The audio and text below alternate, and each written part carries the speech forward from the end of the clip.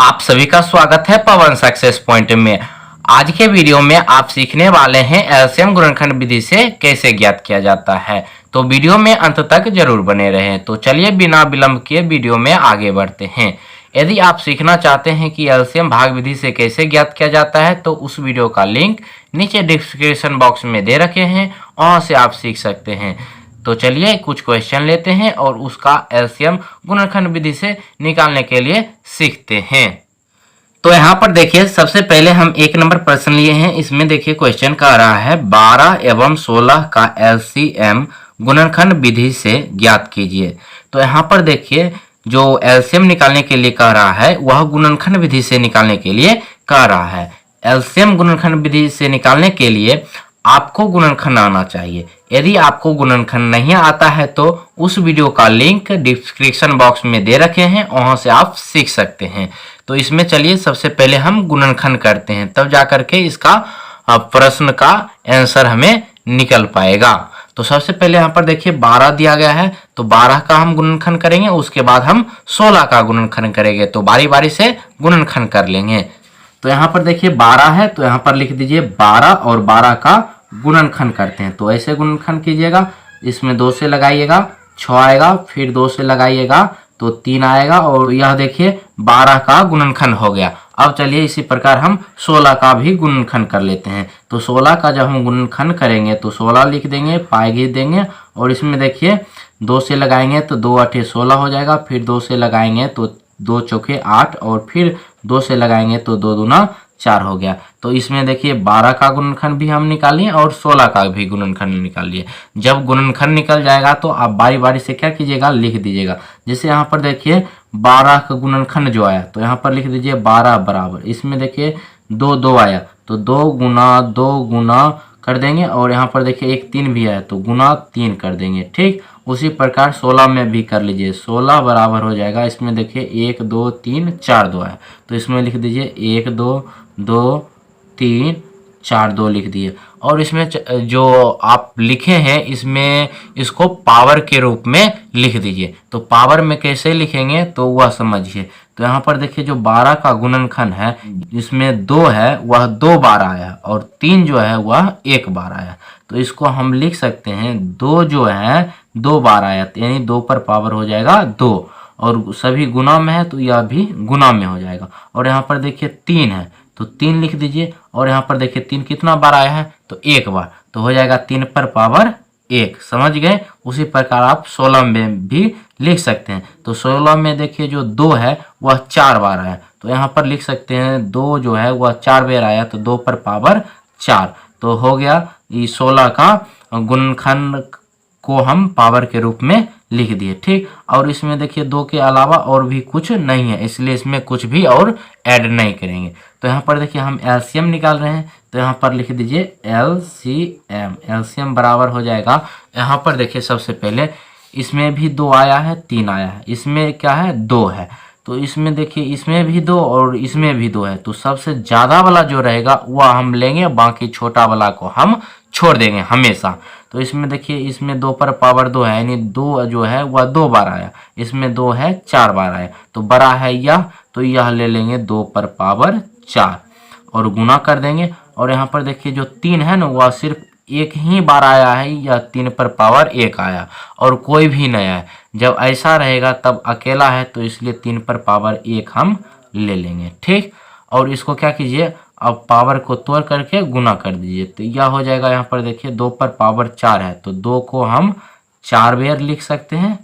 ठीक, और यहाँ पर 3 पर पावर 1 है, तो 3 को हम 1 बार लिख सकते हैं, और सभी को क्या करेंगे, गुना कर देंगे। तो चलिए गुना करते हैं। 2 दूना हो जाएगा 4, 4 दूना 8, 8 दूना 16, 16 तिया 16 1 16, 16 दूना 32, 16 तिया 48 आता है।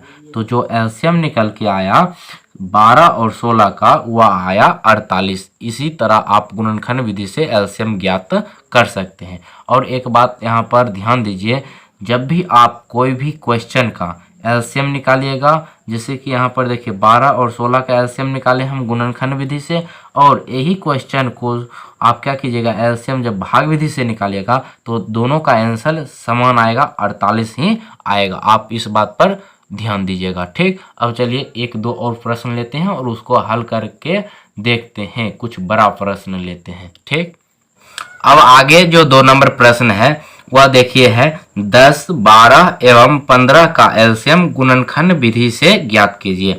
तो यहाँ पर देखिए अब जो प्रश्न है उसमें टोटल 3 अंक है। जब क्वेश्चन में 3 अंक रहे तब उसका एलसीएम गुणनखंड विधि से कैसे ज्ञात करेंगे, सीखने के लिए आप वीडियो को पूरा देखिए। तो यहाँ पर सबसे पहले देखिए 10 दिया गया है, 12 दिया गया है और 15 दिया गया है। तीनों को बारी बारी से हम क्या कर लेंगे, गुणनखंड कर लेंगे, उसके बाद हम इसको हल कर लेंगे। ठीक, तो चलिए बारी बारी से गुणनखंड करते हैं।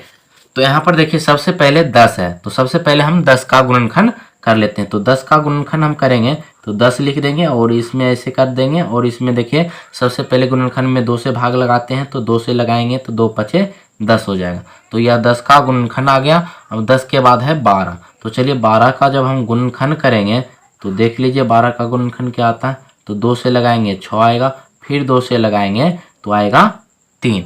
अब 12 का गुणनखंड नहीं होगा, 12 का गुणनखंड हो गया। अब चलिए 15 का गुणनखंड करते हैं। तो 15 का जब हम गुणनखंड करेंगे तो देखिए क्या होता है, इसमें 2 से भाग लगाएंगे तो नहीं लगेगा, इसमें 3 से भाग लगाएंगे तो 3 पचे हो जाएगा 15। तो देखिए अब इसमें भी भाग नहीं लगता है। तो इसमें देखिए 10, 12 और 15 का गुणनखंड हम निकाल लिए। तो सभी को यहाँ पर लिख दीजिए, सभी का गुणनखंड बारी बारी से लिख दीजिए। तो सबसे पहले 10 का लिखिए, तो हो जाएगा 10 बराबर 10 का गुणनखंड जो आया वह 2 गुना 5 आया। ठीक, उसी प्रकार आप 12 का लिखिए, तो 12 का हो जाएगा, इसमें देखिए 2 2 आया है और 1 3 आया। ठीक, उसी प्रकार 15 का भी आप लिख दीजिए। तो 15 का यहाँ पर देखिए 1 3 आया है और 1 5 आया। लिखने के बाद आप क्या कीजिएगा, सभी को पावर के रूप में लिख दीजिएगा। तो कैसे लिखिएगा देखिए, यहाँ पर देखिए 10 का जो गुणनखंड है इसमें आया 2 और 5, तो 2 जो है वह आया है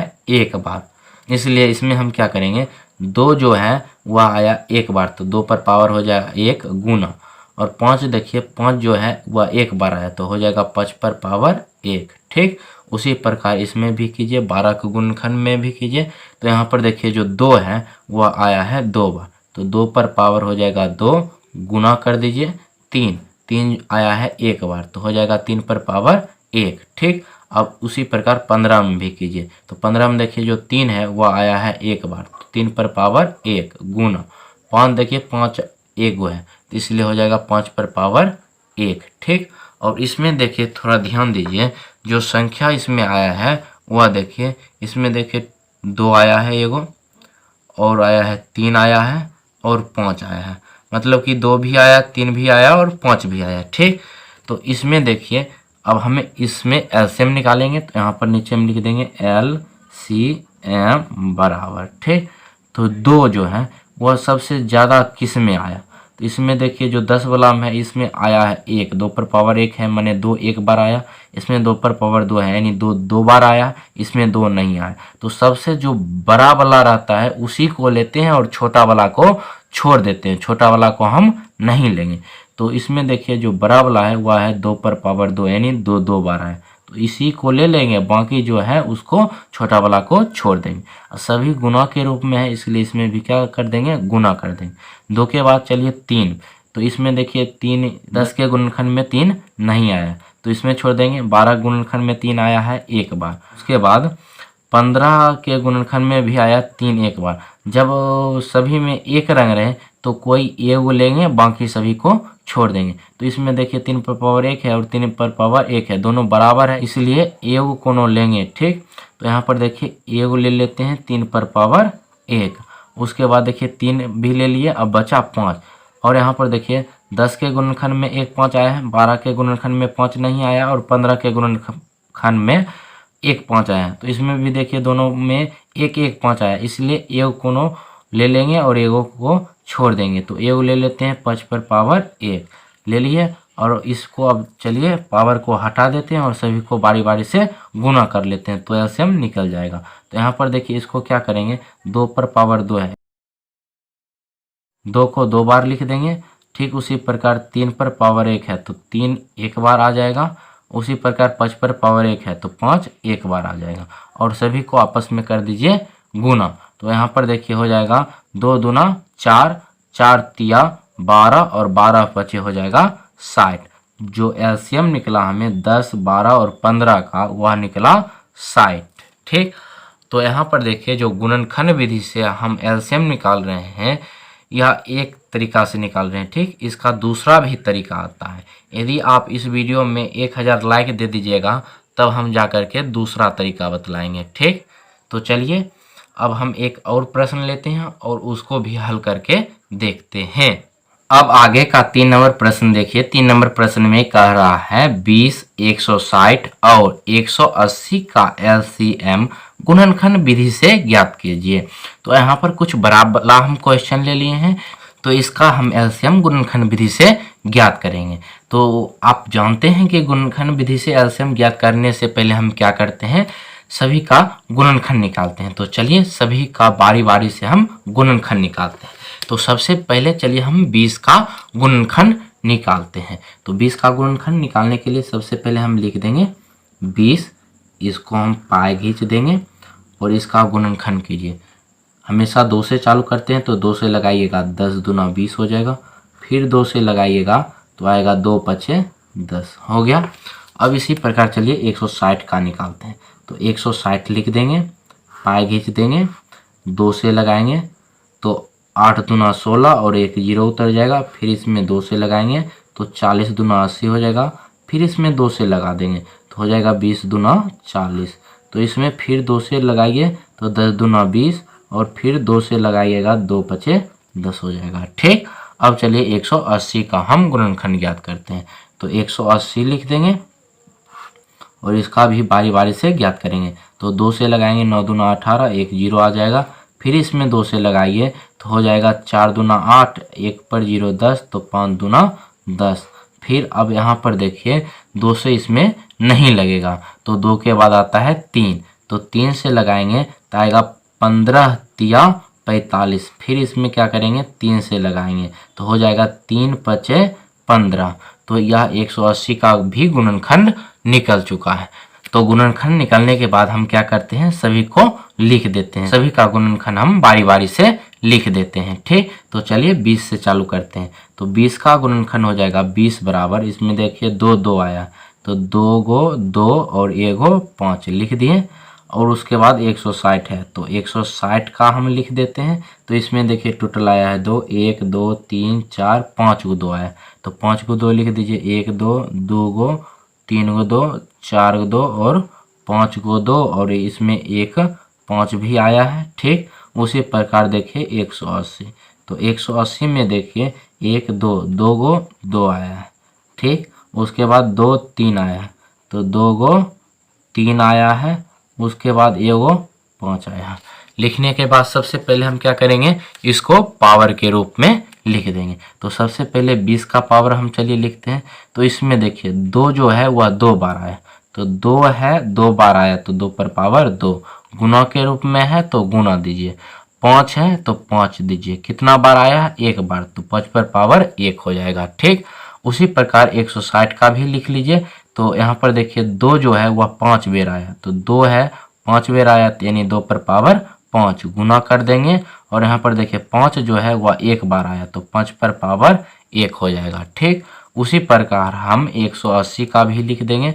तो 180 का यहाँ पर देखिए जो है 2 जो है वह 2 बार आया तो 2 पर पावर 2 हो जाएगा, गुना 3 जो है वह 2 बार आया तो 3 पर पावर 2 माने 3 2 बार आया। ठीक, गुना कर देंगे, 5 1 बार आया तो 5 पर पावर 1 माने 5 1 बार आया। ठीक, तो इसमें देखिए टोटल जो संख्या है वह कौन कौन आया है वह लिख लेते हैं। तो इसमें देखिए 2 तो आया है, सभी में देखिए 2 है, उसके बाद देखिए 5 भी आया है तो 5 भी लिख दीजिए, उसके बाद देखिए 3 भी आया है तो 3 भी लिख दीजिए।